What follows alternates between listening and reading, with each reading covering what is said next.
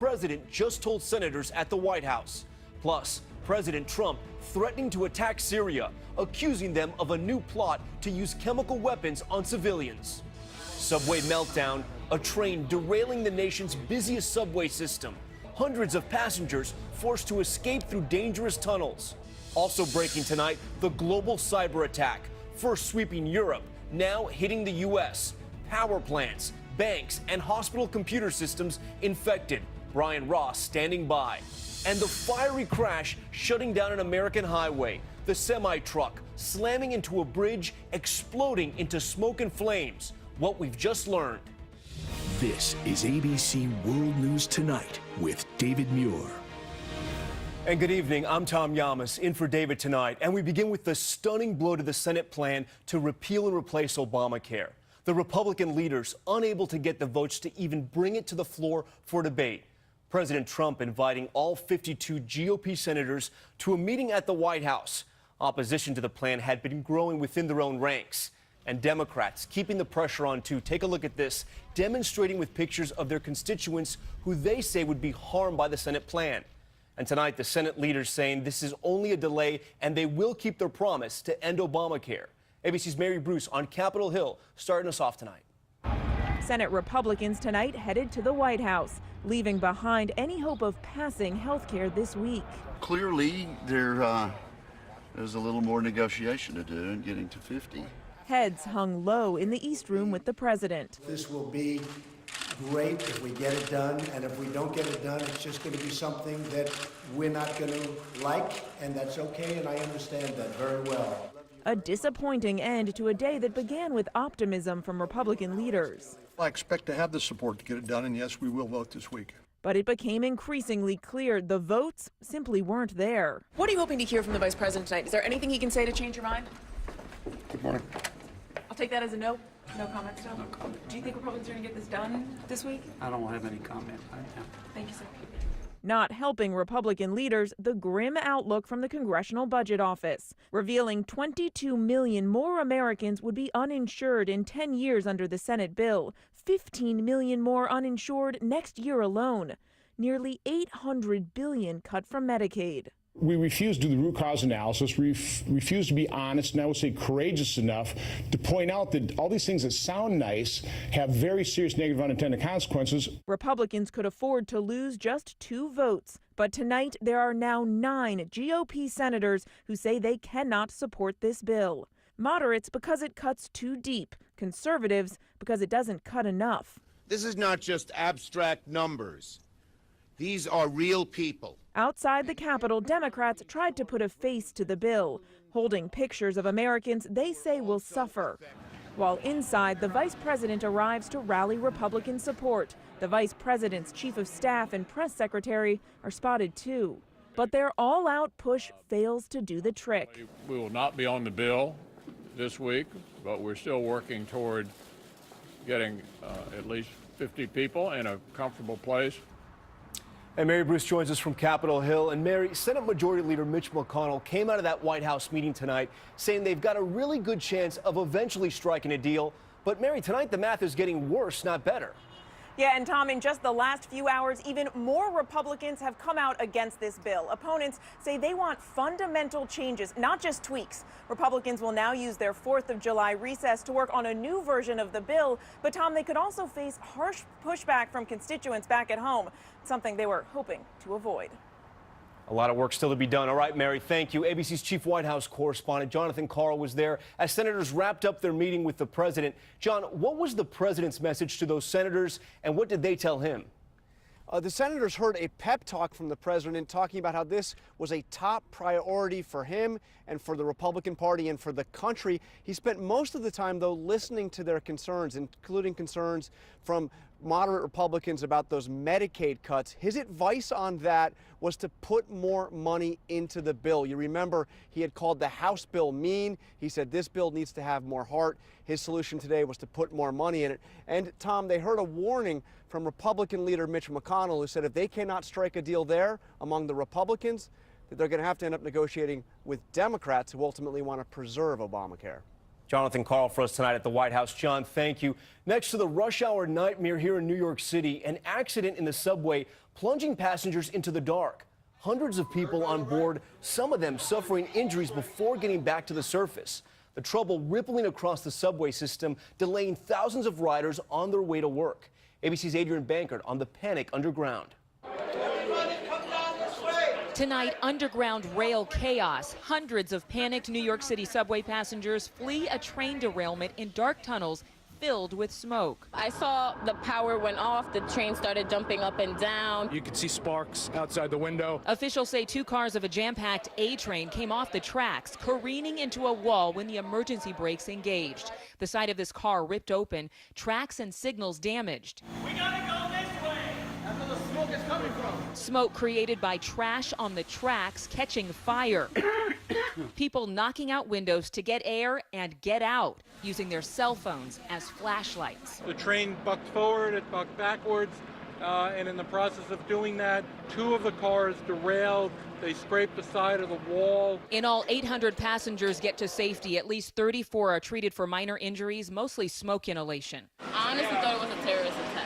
This comes as the nation's busiest transit system is under fire for long delays and cancellations, frustrating riders and highlighting a crumbling underground infrastructure. While crews are still on scene, service has been partially restored here at this station, though investigators still want to know who hit the brakes and why. They say it doesn't appear to be a failure of parts or equipment. Tom? A major mess in New York today. All right, Adrian, thank you. Next tonight to that massive cyber attack hitting American companies, including hospitals, part of a global assault on governments and businesses around the globe. Hackers locking up computers and demanding ransom to free them back up. The scheme similar to one just last month that spread across 150 countries. ABC's chief investigative correspondent Brian Ross on this new cyber attack. The fast-moving cyber attack continues tonight after freezing computers at hospitals in Pennsylvania, where surgeries had to be canceled. She called me and said surgery was canceled because the computers were down. Also down, computers at Merck Pharmaceutical in New Jersey. Even the company that makes Oreo cookies may have been hit, as well as this Washington law firm, which warned its lawyers as they entered the lobby. You can't read any emails, you can't read any files. Basically, your computer becomes a brick. The attack first surfaced in Ukraine this morning, shutting down everything from grocery stores to power companies, airports, and banks. As the attack spread across the globe, including at this giant shipping company, the thousands of targets all received this ominous message in English on their screens. Your files are no longer accessible. Nobody can recover your files without our decryption service. Send $300 worth of Bitcoin. They might not give you your data back, but hit you again and say, give me more money. The attack bears great similarities to a similar computer kidnap and ransom scheme last month that hit British hospitals particularly hard. But that attack, later linked to North Korea, was stopped when cybersecurity experts discovered a kind of kill switch. And Brian Ross joins us now. Brian, as you mentioned that other attack, there was a kill switch. Right. Is there one with this one that will disarm that virus? Well, Tom, tonight we're hearing from both Russian and American cybersecurity experts. They may have found a kill switch for this attack, and they're trying to activate it now, but we won't really know until tomorrow if it works. Some encouraging news, though. All right, Brian, thanks so much. Next to the grave warning from the White House saying they see signs that Syria may be preparing for a new chemical weapons attack. You will remember this one in April that killed scores of civilians, including children.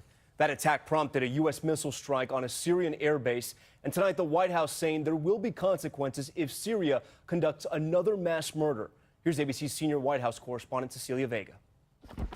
Inside the Oval Office today, cameras invited in to see the president and members of his national security team. Congratulations on your great victory. Huddled for a phone call with the Prime Minister of Ireland. No mention of Syria or that ominous late-night statement from the White House press secretary saying the United States has identified potential preparations for another chemical weapons attack. Sean Spicer warning if Mr. Assad conducts another mass murder attack using chemical weapons, he and his military will pay a heavy price. The goal is at this point not just to send Assad a message, but to send Russia and Iran a message that if this happens again, we are putting you on notice. The Pentagon now pointing to that chemical attack in April. More than 80 innocent civilians killed, many of them children. And I will tell you that attack on children yesterday had a big impact on me. Big impact. The U.S. retaliated with a missile strike on an airfield, the very spot where U.S. officials now believe preparations for another chemical attack are underway. The Syrian government quick to dismiss the allegations. But from Bashar al-Assad today, a display of military might. New video showing him climbing into the cockpit of a Russian warplane. And now Russia is condemning the new warning from the White House as unacceptable. And Cecilia Vega joins us now from the White House. Cecilia, some strong words from the White House press secretary, but nothing yet from the president himself. So far, not yet. That overnight statement came, as you said, not from the Pentagon or the president, but from the press secretary himself. And it seemed to catch a number of administration officials completely off guard. If the White House does decide to strike on this one, we are told that military planning has been underway for several days, Tom. Cecilia Vega with that stern warning from the White House tonight. Cecilia, thank you. Next tonight, new charges in an officer-involved shooting in Chicago that made national headlines. 3 Chicago police officers indicted on felony counts that they conspired to cover up the shooting of a black teenager, Laquan McDonald, by one of their fellow officers. That officer now awaiting a murder trial. ABC's Alex Perez is in Chicago. The disturbing dashcam video sparked national outrage. Chicago police officer Jason Van Dyke shooting 17-year-old Laquan McDonald 16 times as he walked away while holding a knife. Van Dyke is awaiting trial on murder charges, and tonight a special prosecutor investigating the case charging his police partner, former officer Joseph Walsh, officer Thomas Gaffney, and former detective David March with conspiracy, obstruction of justice, and official misconduct. These defendants lied about what occurred during a police-involved shooting in order to prevent independent criminal investigators from learning the truth. All 3 officers were there the night of the shooting. The indictment alleges they lied, falsely saying that McDonald was assaulting officers, forcing Van Dyke to shoot him. While they are sworn to serve and protect as well as uphold the law, they are not above the law. And Tom, the officers charged today have not yet entered pleas. Van Dyke has pleaded not guilty. Tom? Alex Perez for us. Alex, thank you. Back here in New York, a tough time seating a jury in Martin Shkreli's fraud trial. The former drug company executive is facing federal charges for allegedly taking funds from one of his companies to repay investors in hedge funds he managed. But most people know him for raising the price of a life-saving drug by 5,000%. So some potential jurors are saying they can't be impartial. Here's ABC's Lindsay Davis. Tonight, the so-called bad boy of pharmaceuticals, Martin Shkreli, is getting ready for trial. Martin, do you think you'll be able to get a fair trial? During jury selection, potential jurors have been skewering the former drug company exec, one calling him a snake, another saying he's the face of corporate greed in America. Nearly 200 jurors dismissed, some for those strong opinions. They have to find people who could be fair. And that doesn't necessarily mean they have to know nothing about the case, but they certainly can't think that he's a snake. U.S. prosecutors accused Shkreli of a Ponzi-like scheme involving his drug company and a hedge fund. I'm innocent and I intend to prove it. We interviewed him back in 2015. I'm not a greedy person. Shkreli has continued to cultivate his bad boy image, smirking in front of Congress, and banned from Twitter for trolling journalists. That jury is still not seated. If convicted, Shkreli faces up to 20 years in prison. Tom? Lindsay, thank you. Next tonight, Google slapped with a record fine. Antitrust regulators from the European Union accusing the company of unfairly favoring its own businesses and services when people use Google to shop online. Google denies the charge and says it's considering an appeal. And there is still much more ahead on World News Tonight this Tuesday. The fiery crash on an American highway. The truck slamming into a bridge, a semi exploding in smoke and flames. The driver killed, that bridge heavily damaged, what the investigation has now revealed. Plus, your money. Tonight, gas prices plunging with the July 4th holiday about to begin. The cost of filling your tank this summer, the cheapest in more than a decade. How to save even more. And panic at the mall. Take a look at this video, the frightening moment that had customers and employees ducking and running for cover. We'll tell you what happened. At Wayfair.com, we think that when the big stuff ships free, it's just better. Cover better, brunch better. Crunch better, rock better, roll better. Whoa, better, dream better, clean better. Yeah, better! Oh, Wayfair has free shipping. Game changer. Fast better, free better. Everything's better when it's Get free shipping on orders over $49. Shop better at wayfair.com. Wayfair, you've got just what I need. You do all this research on the perfect car, then smash it into a tree. Your insurance company raises your rates. Maybe you should have done more research on them. For drivers with accident forgiveness, Liberty Mutual won't raise your rates due to your first accident. Liberty Mutual Insurance. If you use denture paste instead of Seabond seals, your dentures may not hold as strong all day.